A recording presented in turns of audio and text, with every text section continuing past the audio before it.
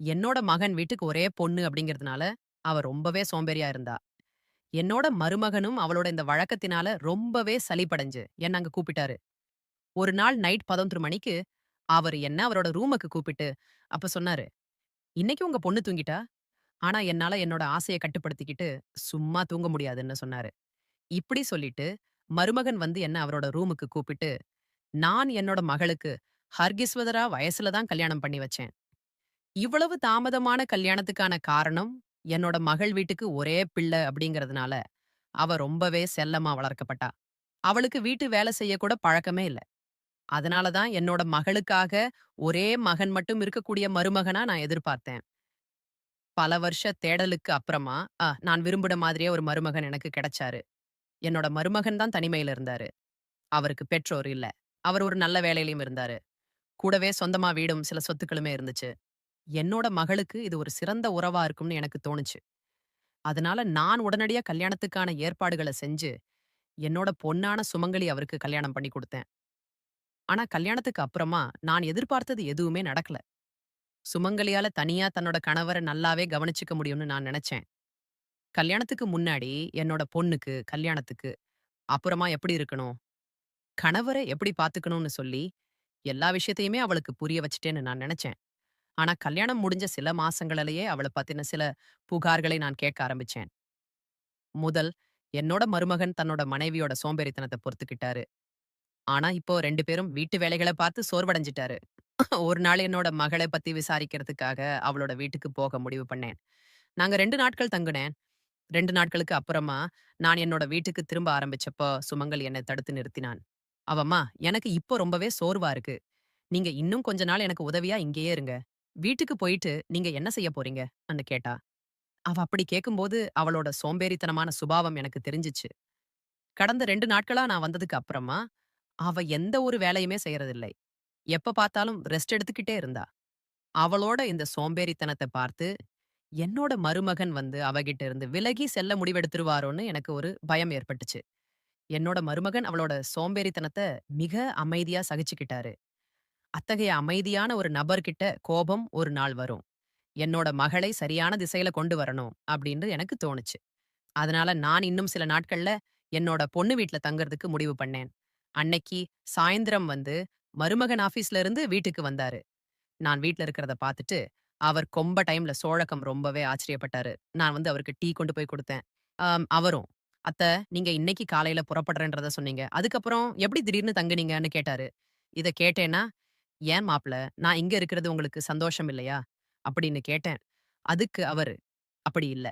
அத்த, நேத்து நைட் நீங்க வீட்டுக்கு போகணும்னு அவசரப்பட்டீங்க. இப்ப திடீர்னு தங்கியிருக்கீங்க. அதனால தான் உங்ககிட்ட கேட்டேன்னு" மட்டும் சொன்னாரு. அது மட்டும் இல்லாம, "நீங்க எங்க இருந்தாலும் எனக்கு லாபம் தான். ஏன்னா, கடந்த 2 நாளா உங்களோட கையில ரொம்பவே சுவையான உணவ நான் சாப்பிட்டேன். கல்யாணம் ஆனதுல இருந்து இப்ப வரைக்கும் வயிறு நிரம்ப சாப்பிடுறதே இல்லை." மருமகன் சொந்த அந்த வார்த்தைய கேட்டதும், சுமங்கலி தன்னோட கணவர எந்த அளவுக்கு நல்லா கவனிச்சுக்கிறான்னு எனக்கு புரிஞ்சது. நான் அவன்கிட்ட, "நான் இன்னும் சில நாட்கள் தங்கி உங்கள கவனிச்சுக்கிறதோட, சுமங்கலிக்கு சில வீட்டு வேலைகளையும் கத்துக் குடுக்கிறேன்னு" சொன்னேன்.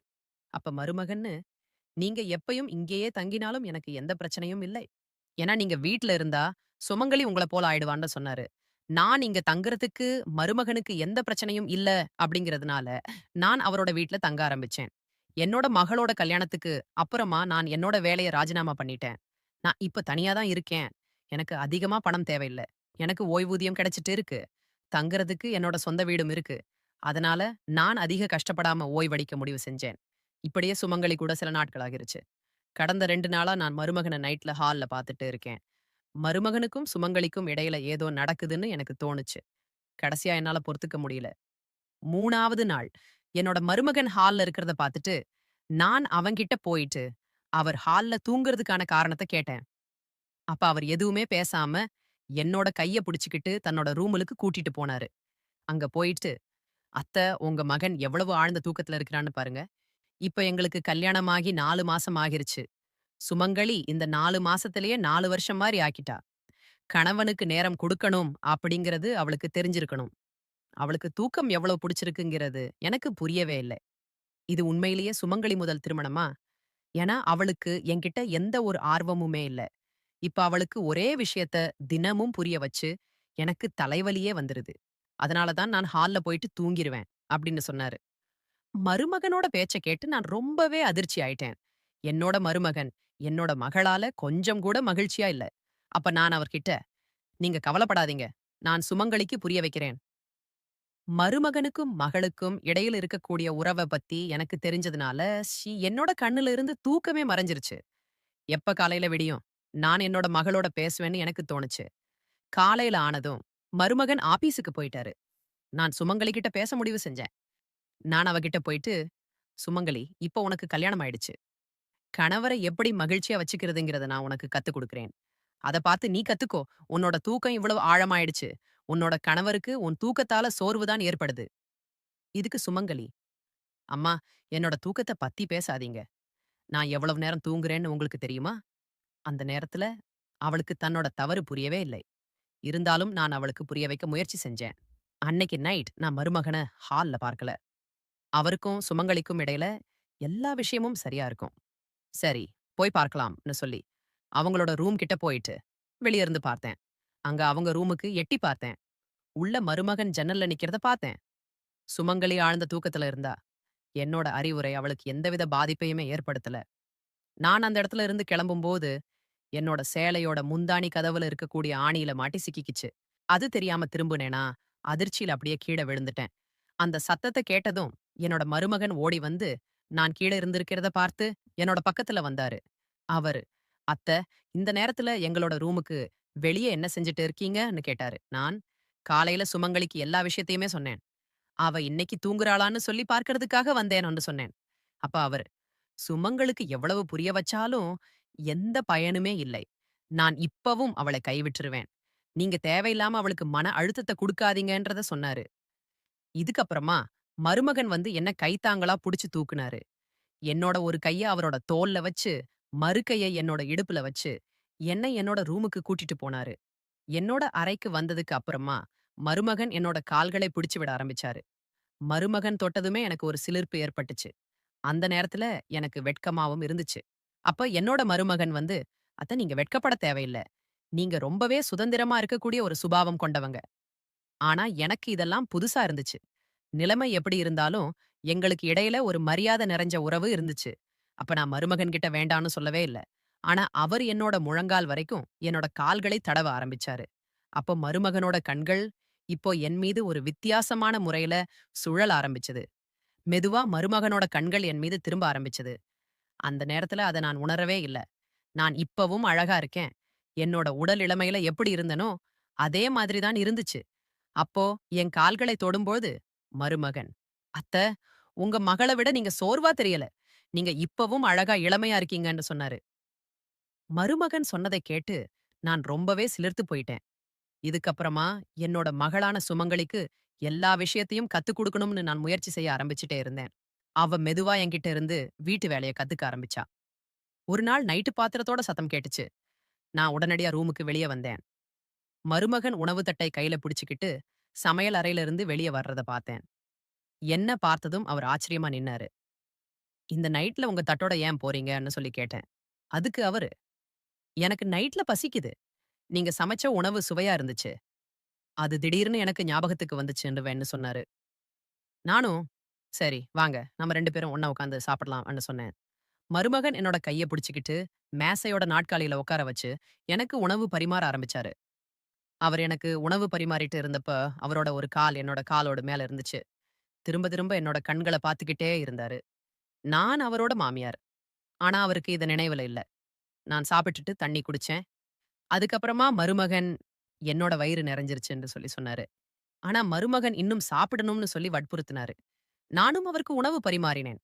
அவர் என்கிட்ட ரொம்பவே விசித்திரமான முறையில நடந்துக்க ஆரம்பிச்சாரு. ஆனா என்னால அவர மறுக்க முடியல. நான் மருமகன் கிட்ட, "நாளைக்கு சில மாணவர்கள் எங்க வீட்டுக்கு வாடகைக்கு எடுக்க வராங்க. எங்க வீட்டோட மாடி ரூம் காலியா தான் இருக்கு.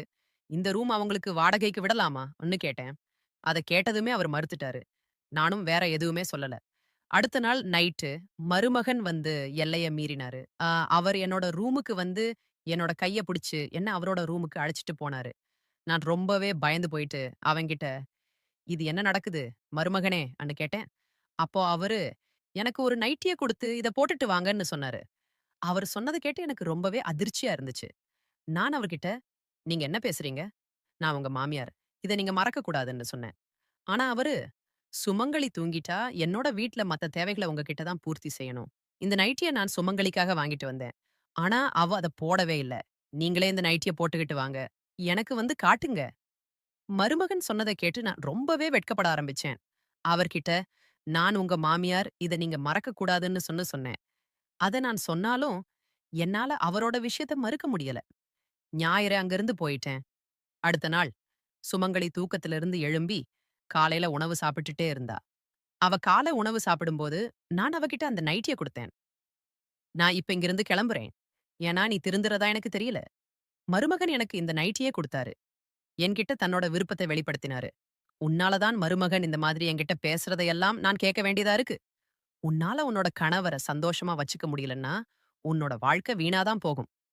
இந்த மாதிரி சுமங்கலி கிட்ட நெறைய பேசினேன். என்னோட பேச்ச கேட்டதுமே அவ அழுக ஆரம்பிச்சிட்டா.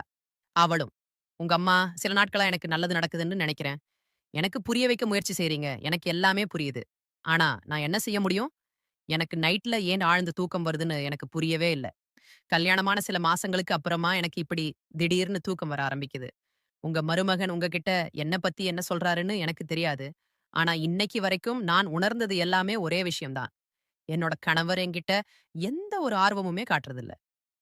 அப்ப எனக்கு தோணுச்சு, சுமங்கலி தன்னோட கணவர பத்தி பொய் சொல்றாளா? இல்ல மருமகன் தான் தன்னோட மனைவிய பத்தி பொய் சொல்றாரான்னு புரிஞ்சுக்கணும். இது புரிஞ்சுக்கிறது ரொம்பவே சாத்தியமற்றதுன்னு நான் நெனச்சேன். அதனால நான் ஒரு பிளான் பண்ணேன். அன்னைக்கு நைட் நான் சுமங்கலிய என்னோட ரூம்ல போய் தூங்க சொன்னேன்.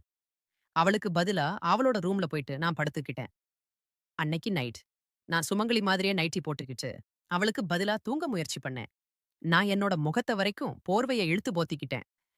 மருமகன் ஆவோட ரூமுக்கு வந்தப்ப நான் அதிர்ச்சி அடைஞ்சேன். என்னோட கால்ல இருந்து போர்வ கொஞ்சம் நழுவுச்சு. அப்ப மருமகன் என்ன சுமங்கலின்னு நெனச்சுக்கிட்டாரு. அவர் என்னோட அருகில வந்து என்னோட கால்கள தடவ ஆரம்பிச்சாரு. அந்த நேரத்துல எனக்கு ஏதோ விசித்திரமா நடக்கப் போற மாதிரி தோணுச்சு. ஆனா, அதே நேரத்துல கதவு தட்டுட்ட சத்தம் கேட்டுச்சு. எனக்கு ஒரு பொண்ணோட குரலும் கேட்டுச்சு. மருமகன் என் கால்கள தடவிக்கிட்டு இருந்தாரு. இத பார்த்த அந்த பொண்ணு, "வினோதன் மேல உனக்கு சலிப்பு வந்துருச்சா? இப்போ உன்னோட சோம்பேறி மனைவிய உனக்கு ரொம்ப பிடிக்க ஆரம்பிச்சுச்சா?"ன்னு கேட்டா. அந்த பொண்ணோட பேச்சு கேட்டதுக்கு அப்புறமா, மருமகனோட கை என்னோட கால்ல இருந்து எடுக்கப்பட்டுச்சு. நான் போர்வையில ஒரு சின்ன ஓட்டை வழியா வெளிய என்ன நடக்குதுன்னு எல்லாத்தையுமே பார்த்துட்டு இருந்தேன். ஒரு பொண்ணு மருமகனோட ரூமுலுக்கு வந்திருந்தா. அவளும் என்னோட மருமகனும் ரொம்பவே கக்ளோஸா நின்னுட்டு இருந்தாங்க. ஆ கொஞ்ச நேரம் கழிச்சு 2 பேரும் படுக்கையில என்னோட பக்கத்துல படுக்கிறத கண்டேன். அந்த பொண்ணு மருமகன் கிட்ட, "வினோத் கொஞ்சம் பொறுமையா இரு. உன்னோட மனைவி எழுந்திருக்க மாட்டாளா?"ன்னு சொல்லி கேட்டாரு. அதுக்கு மருமகனும், "ஓ! அவளால காலையில வரைக்கும் எழுந்திருக்க முடியாது. ஏன்னா, அவ இன்னைக்கு குடிக்கிற தண்ணீல நான் தூக்க மாத்திரைய கலந்திருக்கேன்னு" சொன்னாரு. இதுக்கு அந்த பொண்ணும், உன்னோட மனைவியோட வேல முடிஞ்சிருச்சு. ஆனா மாமியார் என்ன செய்றது? அவங்களால நம்மளோட அன்றாட சந்திப்புகள்ல இப்ப தடை அதிகமா ஏற்படுது." இதுக்கு மருமகனும், என்னோட மாமியாரும் நான் விரும்பாமலே அப்படிப்பட்ட முறைகள்ல என் கூட பழக ஆரம்பிச்சுட்டாங்க. இப்படி பழகுனதுனால, அவங்க வெட்கப்பட்டு தங்களோட வீட்டுக்கு போறதுக்கு முடிவெடுப்பாங்கன்னு நெனச்சேன். ஆனா, அவங்க இங்கிருந்து போறதுக்கு தயாரா இல்லன்னு சொன்னாரு. மருமகனும் அந்த பொண்ணும் பேசுனத கேட்டு நான் ரொம்பவே ஷாக் ஆயிட்டேன். அதாவது, மருமகன் என் மகள ஏமாத்திக்கிட்டு இருக்கிறாராம். அப்ப நான் போர்வையிலிருந்து வெளிய வந்து அவங்க 2 பேரையும் பார்த்தேன். என்ன பார்த்ததுமே என்னோட மருமகன் ரொம்பவே அதிர்ச்சி ஆயிட்டாரு. நான் அவகிட்ட, "நான் ஒண்ணுன்னு ஒரு நல்ல தொடர்கிறது."